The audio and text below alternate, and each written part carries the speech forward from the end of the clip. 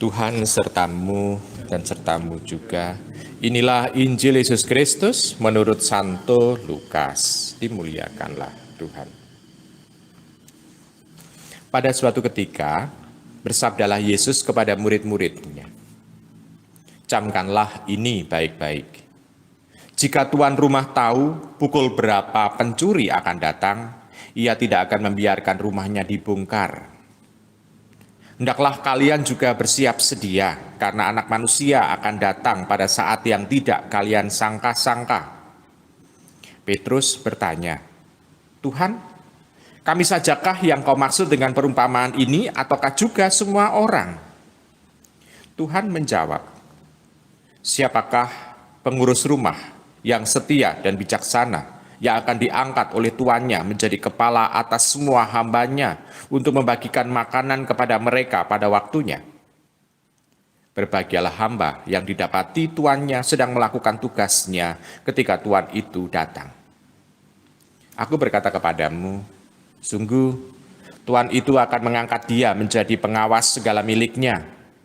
Tetapi jika hamba itu jahat dan berkata dalam hatinya, 'Tuanku tidak datang-datang,' lalu ia mulai memukuli hamba-hamba lain, pria maupun perempuan, dan makan serta minum serta mabuk, maka tuannya akan datang pada hari yang tidak disangka-sangkanya dan pada saat yang tidak diketahui, dan tuan itu akan membunuh dia serta membuat dia senasib dengan orang-orang yang tidak setia.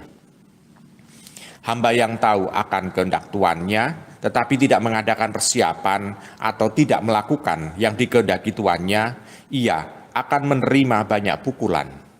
Tetapi barang siapa tidak tahu akan kehendak tuannya dan melakukan apa yang harus mendatangkan pukulan, ia akan menerima sedikit pukulan. Barang siapa diberi banyak, banyak pula yang dituntut daripadanya. Barang siapa dipercaya banyak, lebih banyak lagi dituntut daripadanya." Demikianlah Injil Tuhan kita. Terpujilah Kristus. Ibu, Bapak, saudara-saudari yang terkasih dalam Yesus Tuhan, memang bacaan di sini kita bisa melihat dan mendengarkan bersama bahwa ini adalah persiapan supaya orang siap sedia kalau harus dituntut pertanggungjawaban dalam kehidupan di dunia ini. Tetapi kita mencoba untuk lebih yang bagian akhir, barang siapa diberi banyak, banyak pula yang dituntut daripadanya. Kita bisa bertanya-tanya dalam kehidupan kita. Siapa dalam hidup ini yang tidak punya cita-cita ingin menjadi orang yang kaya? Siapa di dunia ini yang tidak kepingin mempunyai cita-cita menjadi orang yang pandai atau pintar? Semuanya diingini itu menjadi semacam cita-cita.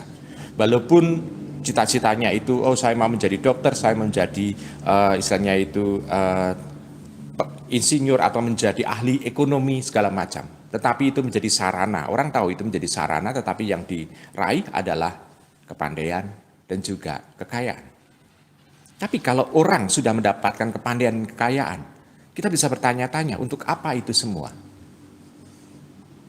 Ini yang sebetulnya kita mau bertanya tentang motivasi kita untuk meraih itu.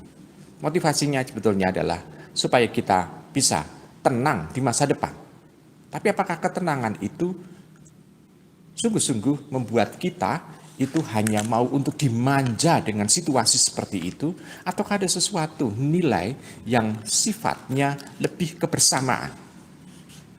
Ibu, Bapak, saudara-saudara terkasih dalam Yesus Tuhan, tidak ada dosa atau salah kalau orang itu menginginkan harta atau uang yang melimpah dan sekaligus juga sangat pandai, pintar. Kalau perlu, kepandaian dan kepinterannya itu tidak hanya yang normal, tetapi menjadi paranormal. Orang ingin itu. Tetapi sebetulnya kalau orang diberi anugerah oleh Allah yang demikian hebat, tujuannya adalah orang itu harus bisa mempertanggungjawabkan itu semua dengan harta yang melimpah banyak dan juga dengan kepandaian yang dimiliki yang melimpah pula. mempunyai tanggung jawab. Tanggung jawabnya adalah demi kebersamaan. Semakin orang itu mempunyai situasi keduniawian ini, Tuhan menginginkan bahwa orang itu semakin tahu apa yang menjadi rencana Tuhan yang harus dilakukan. Orang mempunyai misi tertentu untuk bisa melakukan itu. Sehingga kekayaan itu tidak hanya melulu memupuk aspek egoisme semata, tetapi justru menjadi orang yang sungguh sangat murah hati.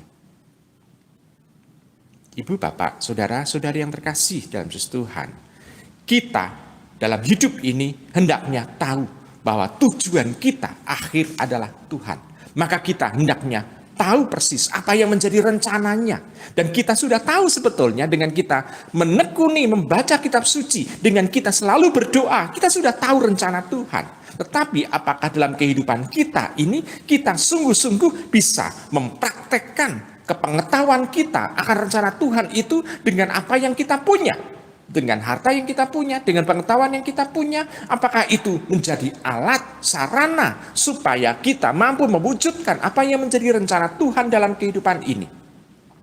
Jadi harta melimpah dan juga pengetahuan yang kita punya ini adalah sarana sebetulnya untuk mewujud menyatakan apa yang menjadi rencana Tuhan.